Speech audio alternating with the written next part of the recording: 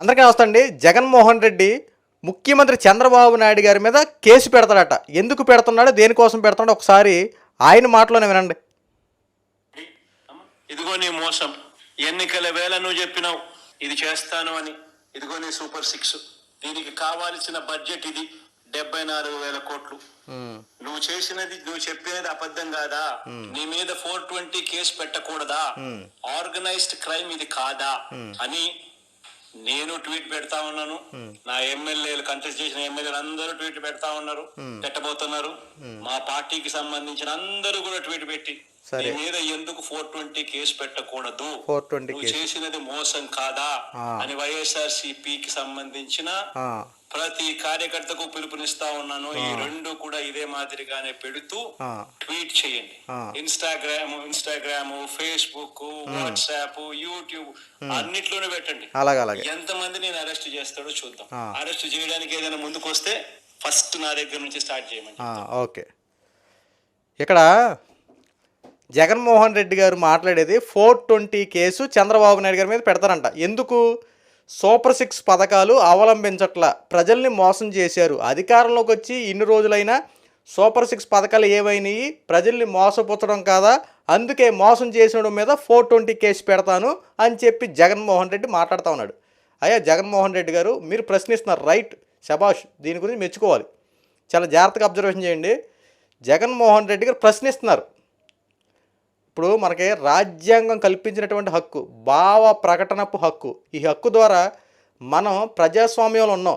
ప్రజాస్వామ్యంలో మనకి మన హక్కుల్ని భంగం కలిగించిన, మనం అనుకున్నటువంటి ఏదైనా ఏర్పాటు చేసుకున్న ప్రభుత్వం మనకు నచ్చిన విధంగా పనిచేయకపోయినా, మనకు కావాల్సినటువంటి రాయితీలు ఇవ్వకపోయినా మనం ప్రశ్నించాలి. ఈ రోజున జగన్మోహన్ రెడ్డి ప్రశ్నిస్తున్నాడు, అందుకు కాస్త సంతోషించవచ్చు. ఇక్కడ ఏమన్నాడంటే సూపర్ 6 పథకాలు అవలంబించట్లేదు కాబట్టి మీ మీద నేను కేసు పెడతా అన్నాడు. సో తప్పులే, ఇది బాగా మాట్లాడు. కానీ ఇక్కడే మీరు బాగా అర్థం చేసుకోవాలి, మీరు ప్రశ్నిస్తున్నారు అనే ఒక నెపంతో జరిగే వెనక కుట్రలు ఏముంటాయో తెలుసా? అక్క, అమ్మ, లకారాలతో ఇంకెంతకన్నా దారుణంగా, ఎంత ఘోరాతి ఘోరంగా మీరు పోస్టులు పెడతారో ఒకసారి ఆలోచించుకోండి. సూపర్ 6 పథకాలు ఇవ్వట్లేదు, ఏమైంది చంద్రబాబు నాయుడు గారు అని చెప్పి ప్రశ్నించారు. తప్పలేదు, అంటే నువ్వు అందట్లేదు కాబట్టి, జరగట్లేదు కాబట్టి నువ్వు మాట్లాడావు. సో దాని గురించి మేము అంగీకరిస్తాం. కానీ నీ పోస్ట్ ద్వారా నువ్వు అంటున్నావు కదా, ఇప్పుడు సోషల్ మీడియా కార్యకర్తలందరినీ నేను అందరికి పెట్టమని చెప్తున్నాను చెప్పి ఏ రకంగా పెడితే పర్లా, పథకాలు అందట్లేదని చెప్పి పెడితే పర్లా. కానీ వాళ్ళు పెట్టే పోస్టులు ఏంటి తెలుసా? చంద్రబాబు నాయుడు సూపర్ 6 పథకాలు ఎందుకు ఇవ్వట్లేదు అని చెప్పి వాళ్ళ ఇంట్లో వాళ్ళ గురించి, వాళ్ళ కొడుకుల గురించి, వాళ్ళ పిల్లల గురించి, లేదంటే పవన్ కళ్యాణ్ గారి గురించి, వాళ్ళ భార్య గురించి, వాళ్ళ పిల్లల గురించి, అనిత గారి గురించి, వాళ్ళ పిల్లల గురించి, వాళ్ళ భార్య గురించి, ఇలా రకరకాలుగా వాళ్ళు మాట్లాడడం, ఇష్టానుసారంగా ఇష్టం వచ్చినట్టు మీకు నచ్చిన విధంగా పోస్టులు పెట్టేసి వ్యక్తిగత విషయాల గురించి మాట్లాడడం, రాజకీయ ముసుగులో, ప్రశ్నిస్తున్నామనే ముసుగులో వ్యక్తిగత విషయాలు, అసభ్యకర పోస్టులు, మాఫింగ్ పోస్టులు ఇలాంటివి పెడితేనే కదా ఇక్కడ ఇబ్బంది కలిగేది. మీరు ప్రశ్నించిన విధంగా ఈరోజు మీ సోషల్ మీడియా కూడా ఇలాగే మాట్లాడితే పర్లా, ఎవ్వరు మిమ్మల్ని ఏమనరు. ఇంకొక విషయం మీరే రేస్ చేశారు, ప్రశ్నిస్తే అరెస్టులు చేసేస్తారా అన్నారు. ఒక్కసారి వెనక్కి తిరిగి చూసుకోండి. ఇప్పుడు వరకు అరెస్ట్ అయిన వర్రా రవీందర్ రెడ్డి కానీ, బోరగడ్డ అనిలే కానీ, మీ వైఎస్ఆర్సీపీ సంబంధించినటువంటి నెల్లూరు ఆడబిడ్డ, రెడ్డి గారి అమ్మాయి, మేసం మీద అదే జస్ట్ అమ్మాయి ఉండి ఇక్కడ పెట్టుకుంటా, రెడ్డి గారి అమ్మాయి రా ఎవడొస్తాడంటారా, తొక్క తీసేస్తా అంటూ ఇలాంటి మాటలు మాట్లాడేవాళ్ళు, కొంతమంది బూతులు తిట్టుకుంటూ మాట్లాడు, ఇలాంటి వాళ్ళు అరెస్ట్ అయ్యారు తప్ప ప్రశ్నించే వాళ్ళు ఎవరైనా అరెస్ట్ అయ్యారా? ఎవరు లేదు. ఒకసారి చూసుకోండి. ప్రశ్నించి చట్టపరంగా మాట్లాడి, నిజాయితీగా మాట్లాడి, పార్టీని, వైఎస్ఆర్సీపీ పార్టీని హైక్ లేపుకోవచ్చు, పర్ల తప్పులేదు. కానీ కూటమి ప్రభుత్వాన్ని విమర్శించి జరుగుతున్నటువంటి రాజకీయ కోణంలో మాట్లాడిన వాళ్ళు ఎవ్వరూ అరెస్ట్ అవ్వాలా? వ్యక్తిగత దోషాలు చేసుకుంటూ, వ్యక్తిగతంగా మాట్లాడి అసభ్యకర పోస్టులు పెట్టిన వాళ్ళే ప్రతి ఒక్కరు అరెస్ట్ అయ్యారు. ఈరోజు ఒకసారి చూసుకోండి, ఆ అరెస్ట్ అయిన వాళ్ళందరినీ ఒకసారి చూసుకుంటే వీడి మీద ఏదో ఒక మీద ఆ యూట్యూబ్లో కానీ, ట్విట్టర్లో కానీ, వాట్సాప్లో కానీ, లేదా ఇన్స్టాగ్రామ్లో కానీ ఏదో ఒక విధంగా అసభ్యకర పోస్టులు పడ్డాం.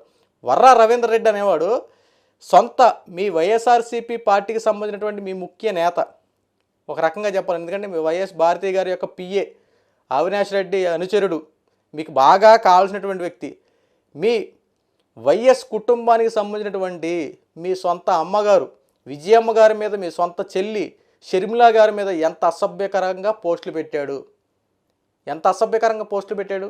ఆ పోస్టుల్లో ఒకసారి నిన్న రీసెంట్గా కూటమి ప్రభుత్వం అధికారంలోకి వచ్చిన తర్వాత కూడా కూటమి ప్రభుత్వాన్ని విమర్శించి ఎన్ని రకాలుగా పెట్టాడు. రాజకీయ కోణంలో ఏమైనా మాట్లాడా?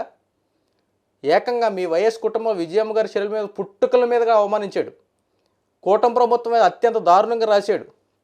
అధికారంలోకి వచ్చిన తర్వాత చంద్రబాబు నాయుడు గారు అలా చేస్తానని చెప్పి ఇలా చేయలేదు, ఇలా చేస్తానని చెప్పి అలా చేశారని చెప్పి ఇలాంటి మాటలు మాట్లాడితే పెద్ద లెక్క ఉండేది కాదు. రాజకీయ పరంగా మాట్లాడతాను అనుకోవచ్చు, కానీ వీళ్ళు రాజకీయ పరంగా మాట్లాడుతూ వ్యక్తిగత విషయాల గురించి బురదజల్లి రాజకీయాలు చేయడం గురించి ఎలా మాట్లాడితే ఇది తప్పు కాదా జగన్మోహన్ రెడ్డి గారు? ఇక్కడే మీరు క్వశ్చన్ అండ్ ఆన్సర్ రెండు ఇచ్చేసారు. అక్రమ అరెస్టులు చేస్తున్నారని చెప్పి మీరే మాట్లాడుతూ ఉన్నారు కదా. అక్రమ అరెస్టులు చేసేవాళ్ళు ఎవరవుతున్నారో, నిజాయితీగా ఉండే వాళ్ళు ఎలా ఉంటున్నారో మీకు అర్థమైపోయింది. మీరు ప్రశ్నించారు, మిమ్మల్ని అరెస్ట్ ఎందుకు చేస్తారు, మీకు సూపర్ 6 పథకాలు అవలంబించట్లేదు అని చెప్పి మీరు ప్రశ్నించారు. కాబట్టి మిమ్మల్ని అరెస్ట్ చేయడానికి దీంట్లో ఏముంది? అరెస్ట్ చేయడానికి మీరు ప్రశ్నించడం కనబడతా ఉంది. ఇక్కడ మీరు ఏం తిట్టింది ఏం లేదు కదా. ఇక్కడ ప్రస్తుతం ఈరోజు ఒక ప్రెస్ మీట్లో మీరు ప్రస్తుతం ఏదైతే సూపర్ 6 పథకాలు మీరు అవలంబించాలని చెప్పి మాట్లాడారు కదా, అది రాజకీయ పరంగా మాట్లాడారు తప్ప వ్యక్తిగతంగా చంద్రబాబును ఉద్దేశించి ఏం మాట్లాడలేదు మీరు. ఇక్కడ మోసపుచ్చినందుకు చంద్రబాబు గారి మీద కేసు పెట్టాలి కదా, పథకాలు అవలంబించట్లేదు కదా, హామీ ఇచ్చాడు కదా, మరి ఎందుకు అవలంబించట్లేదు ప్రశ్నించారు. అది తప్పులేదు కదా. నీలాగే మీ యొక్క పార్టీ అనుచరులు కానీ మీ యొక్క వైఎస్ఆర్సీపీ సోషల్ మీడియాలో కానీ ఇలాగే ప్రశ్నిస్తే పర్లే.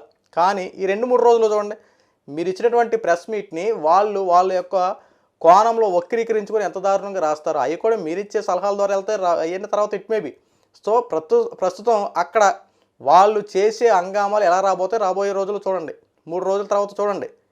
జగన్మోహన్ రెడ్డి మళ్ళీ పార్టీకి అండగా రాబోతా ఉన్నాడు, అండగా ఉంటాడు. కార్యకర్తలు ఇష్టం వచ్చినట్టు మాట్లాడేయండి, సోషల్ మీడియా వేదికగా చేసుకుని ఇష్టానుసారంగా మాట్లాడని చెప్పి వాళ్ళకి నచ్చిన కోణంలో వాళ్ళు రాసేస్తారు. చూడండి రేపు పొద్దున్న ప్రెస్ మీట్లో.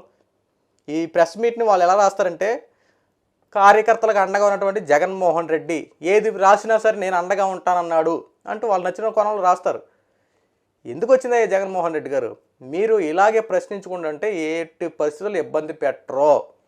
మిమ్మల్ని కానీ మీ పార్టీ యొక్క సోషల్ మీడియాలో కానీ ప్రశ్నించండి, అది మన హక్కు. మనం ప్రశ్నించాలి. మన పథకాలు మనకి ఇస్తున్నటువంటి పథకాలని మనం పొందడం కోసం ప్రశ్నించాలి. మనకు రావాల్సినటువంటి రాయితీలు పొందాలంటే మనం ప్రశ్నించుకోవాలి.